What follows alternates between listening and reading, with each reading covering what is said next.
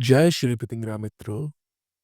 मैं पितिंगरा पुत्र सिद्धांत जायसवाल अपने परमेष्ठी गुरुदेव श्री स्वामी जी महाराज, परम गुरुदेव श्री सिद्ध गणनाथ जी एवं श्री ध्रुव नारायण कपूर जी, भौतिक गुरुदेव श्री पंडित योगीराज जी का ध्यान करते हुए मैं आप सबका स्वागत करता हूं।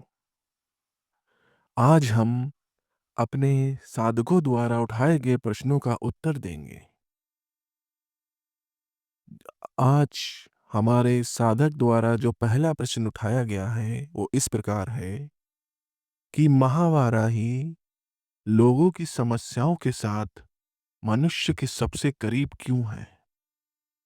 महावाराही के 108 नामों के एक अन्य संस्करण में क्या उनका नाम बाला है? इसका मतलब कि दिव्य मां वाराही और बाला त्रिपुर सुंदरी वास्तव में एक है। ये पहला प्रश्न है, तो इसका उत्तर इस प्रकार है। क्योंकि महावाराही 7 माताओं के रूप में है, जिन्हें धातु नातसी यानी याकनी, राकनी, लाकनी, डाकनी, काकनी, साकनी और हाकनी कहा जाता है।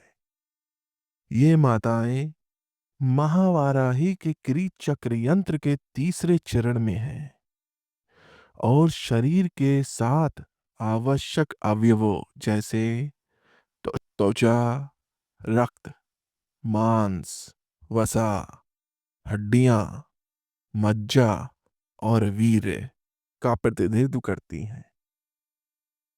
ये 7 चक्रों में से प्रत्येक में भी हैं। वे महावाराही की लगातार सेवा करती रहती हैं। जब उन्हें आमंत्रित किया जाता है तो वे अष्ट सिद्धि को सर्वश्रेष्ठ करती हैं और भक्त की त्वचा, रक्त, मांस, वसा, हड्डियां, मज्जा और वीर की रक्षा करती हैं। उन्हें त्वचा, रक्त, मांस, वसा, हड्डियां, मज्जा और दुश्मनों के वीर के को नष्ट करने के लिए भी आमंत्रित किया जा सकता है।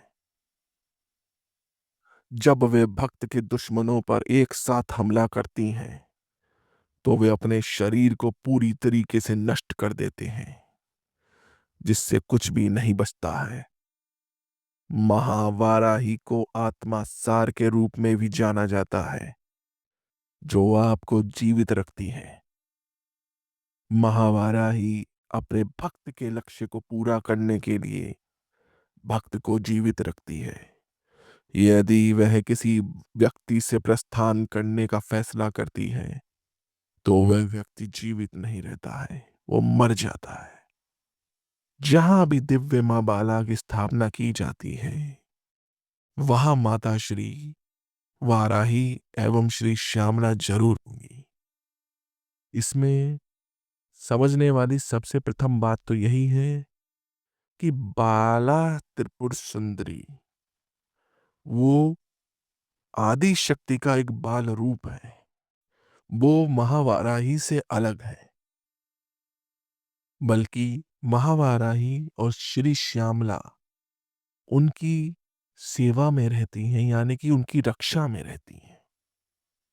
अब हम जानेंगे कि दिव्य मां बाला त्रिपुर सुंदरी और उनके स्वरूप क्या है। उनका स्वरूप महावाराही तथा श्री राज श्यामला हमेशा उनके पीछे क्यों चलती हैं, इसके बारे में हम अब जानने का प्रयत्न करेंगे।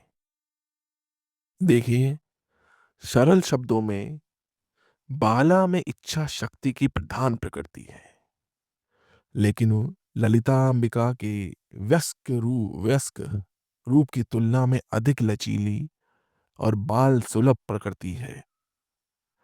हर बच्चा कल्पनाओं से भरा होता है, लेकिन बाला एक सर्वशक्तिमान बच्ची है जो अपनी कल्पनाओं को साकार कर सकती हैं।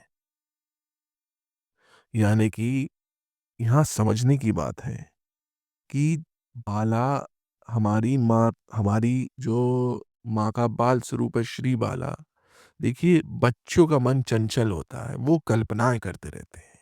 ये और जो श्री बाला हैं, वो अपनी कल्पनाओं को साकार कर सकती हैं, कुछ भी कर सकती हैं। वो अगर उन पे नियंत्रण ना हो, तो वो कोई भी कल्पना को साकार कर सकती हैं। इसलिए महावाराही जो कि क्रिया शक्ति और राजश्यामला जो कि ज्ञान शक्ति हमेशा बाला की सेवा करने और उनकी बाल सुलभ प्रकृति में संतुलन लाने के लिए निकट रहती हैं उनके, जिससे इच्छा ज्ञान और क्रिया शक्तियों का मार्ग बनता है। इसका मतलब ये नहीं कि बाला सिर्फ इच्छा शक्ति हैं, यह सच नहीं है। बाला के भीतर इच्छा ज्ञान और क्रिया शक्तियां हैं, लेकिन महावाराही और राजा श्यामला हमेशा जरूरत पड़ने पर उनके बाल स्वभाव में संतुलन लाने के लिए मौजूद रहती हैं। बाला ललिता के चंचल स्वभाव का मूर्त रूप है। बाला अपने व्यस्क रूप में ललिता के भीतर निवास करती हैं।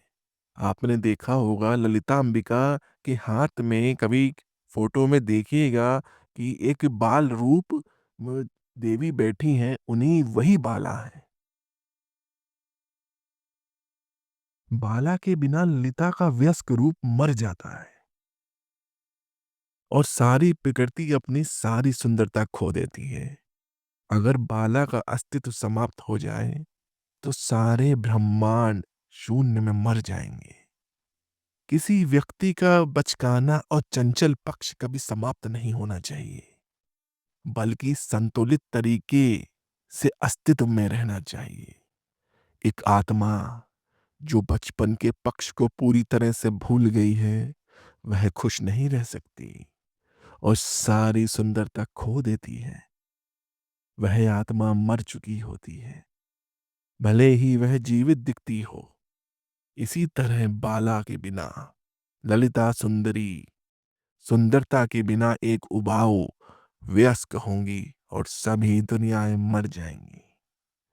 देखिए कितना ही हमारी प्रकृति देखिए, आप हम लोग खुद को देखें। जब हम बाल रूप में होते हैं तो बाला के रूप में होते हैं।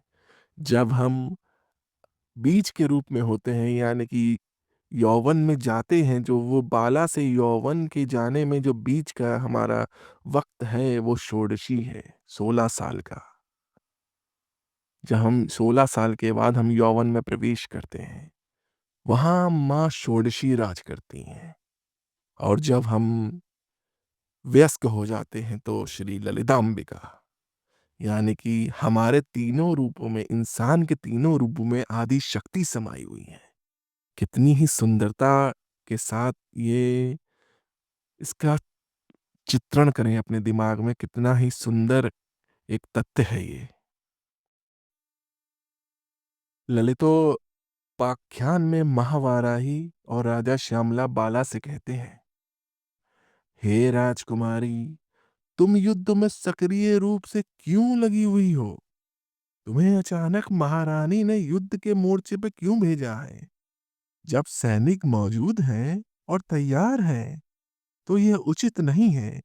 हे बालिका, चूंकि तुम श्रीदेवी का साक्षात जीवन हो, इसलिए युद्ध में अपनी उत्साहपूर्ण भागीदारी से पीछे हट जाओ। हम तुम्हें प्रणाम करते हैं। ये है बाला त्रिपुर सुंदरी जी का रूप।